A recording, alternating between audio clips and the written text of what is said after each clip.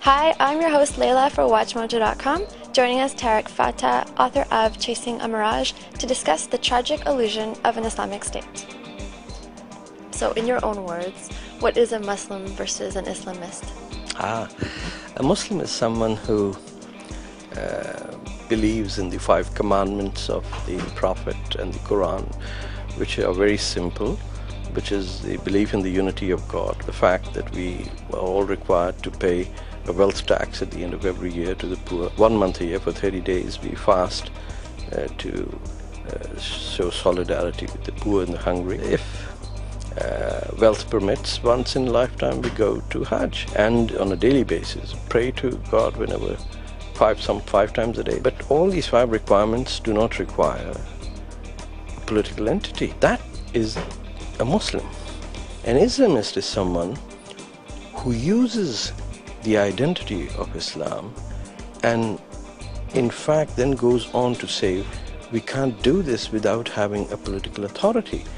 And so the use of Islam as a political tool is what makes a Muslim into an Islamist. You comment on the conflict that occurred early after the Prophet's death in 632, and you mentioned that there are competing narratives. So how can we determine the most accurate account? One way is to give reading to all accounts.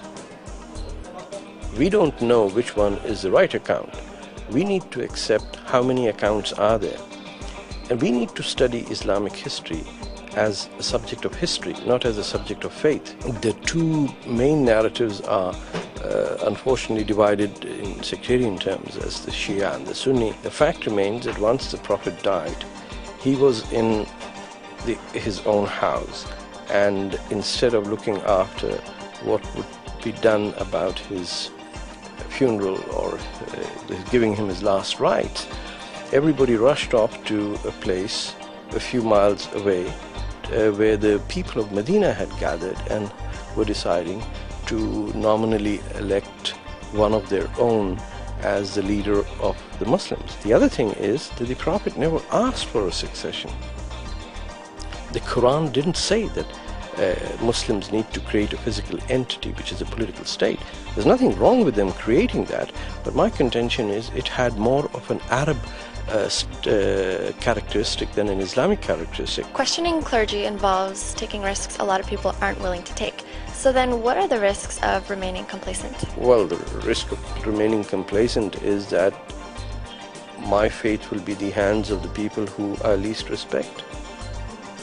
These are people who, despite coming to Canada and the United States, despite living over here, still take the inspiration from terrible societies where the human spirit gets crushed.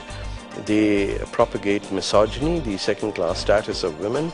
They practice homophobia by declaring gays and lesbians as worthy of death, and then have the audacity to come on television and say, oh no, we give equal treatment to women. Women who we send to the back of the bus or in the basement in a mosque or the last row, we do so because we respect them. Do you think anyone's buying that? Long before we ask any non-Muslim to understand about Islam, Muslims need to understand Islam. Before that, they need to shed all these superstitious, magical acts that they think is part of Islam and get back to the 5 basic things, which is pay your charity, donate something, do something good, and if they really want to be respected, clear the neighbor's ice during an ice storm.